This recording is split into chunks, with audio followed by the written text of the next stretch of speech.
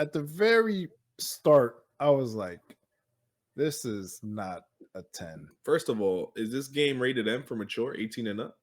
Yeah. No more orgies. 9. Start from there. -1 point. Like in the old games. Yeah. So I don't know what the M for mature is. He was a wild god when he was younger. He was going crazy.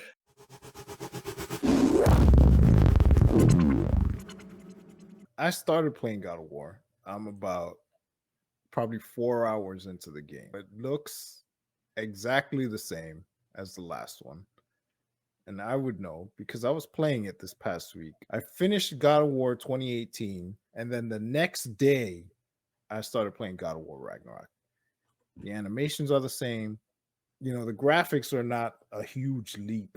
As I got further into it and got up to a particular boss fight, I saw the improvements in the gameplay compared to 2018, and it is significantly improved. With that being said, I am playing on the highest difficulty. We kind of had this conversation before where we were talking about difficulties. Which leads me to question, because whenever these reviews are done, they usually play the game on normal. Just to get the review out quick. As soon as possible. I can't see how they are using these mechanics and engaging in the combat the way it is in the highest difficulty. Like it cannot, there's no way it's satisfying playing it on normal. No way. The battle system really gets good when we're talking about putting it on the highest difficulty, right? But on normal, it's probably a little streamlined. They're probably trying to make it easier just so that people who maybe never played God of War or just getting into the franchise for the first time can feel like they are a badass god who's destroying everything, not necessarily caring about all of the intricacies of the mechanics itself. Does that mean that the game is not good because they're trying to appeal to those who don't like hard games? It was unbelievable how different it is than the first game on the high, because I also played that on the highest difficulty. You have to use a lot of the moves that you have, a lot of his arsenal. And playing on normal, you don't have to do that. So I don't understand what game they were playing. But does that necessarily mean that the game is worse? Is not 10? Honest question. It scored 9, a lot of 10s, many 10s. This is a game of the year contender based on the reviews and everything. Well, what did they give the 10s for?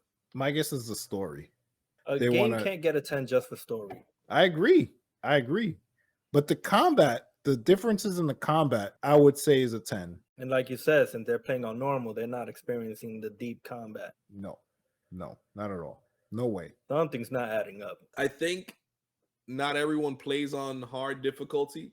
I think a lot of gamers play on normal. A lot of gamers try to beat the game as fast as possible, and they don't necessarily care about that difficulty leap.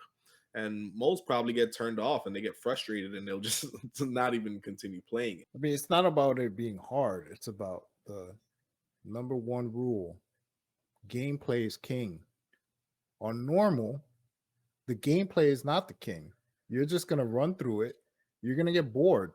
And I'm sorry, but a boring game is not a 10. We personally know a lot of friends that just fly through games just to get past it, not necessarily saying that they would prefer to play on hard. They actually hate playing on higher difficulties, but they also play a large amount of games, right? So they play more games than all three of us combined would ever be able to get through because possibly they're flying through these games. All right. And with that being said, I was listening to Game Scoop, the IGN podcast last week, where they were talking about the God of War review. And Sam Claiborne, who's the reviews editor for IGN, was talking about it.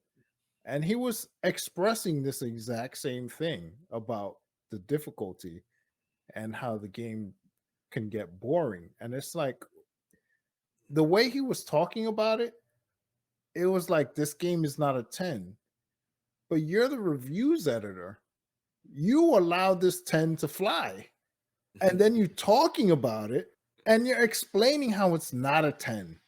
And it's like, that doesn't make any sense. But then they had the person who wrote the review, and he's explaining the same thing that I just said about, playing on the highest difficulty, about how it forces you to, use all your abilities, all your moves. during combat. Like, it's not necessarily that it gets harder, it's that you're not going to be able to button mash your way through it where everything's doing a lot of damage and you're just killing everything no problem. So the reviewer played it on hard? That's what he said during the podcast.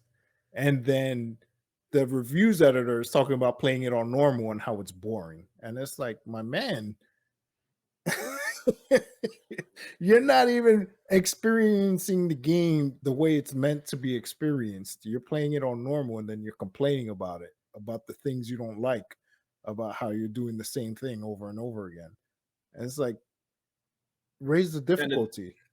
And the difference is, in normal, you're getting away with those things, right? In normal, you're getting away with button mashing, using spamming the same moves over and over and over again, and it's succeeding because they just want you to get through the story. This goes back to the combo we were having a few days ago when we were talking about there are games that have story mode now. Literally, This is one of them. This is one of them. It has a story mode. You're invincible. You literally can't die, but it's That's just garbage, experience. For a game to include that option, automatically minus 1 point. They throw 10 so loose now. Give it a 9.5, still great. Give it a 9, still great. 10, masterpiece. They don't know what masterpiece means. They just throw the 10 on.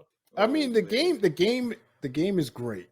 Like, I'm not gonna sit here and say like great 9.5. That's what great means. I mean, I haven't finished it, so I'm not willing to say that it's anything more than great until at least I'm through with it, which is the same thing I felt with, the last one.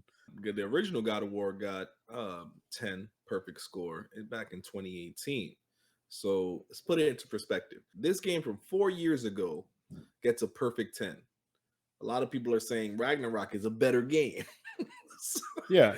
How can it be lower then? There's nowhere to go. The bar is so high. But if this is better than a 10, how can it be a 9.5? Explain that. It's confirmed better than the first one. So if the first one is 10, what is this? Exactly. That's why you shouldn't throw out 10s as loose as you are. Yeah. The whole point of reviews is to compare games to other games. So if everything's getting 10s, that means everything is the same. And it's not true. If you liked our content, mash that like button. And if you're new to the channel and want to see more content, hit the subscribe button. Thanks for watching.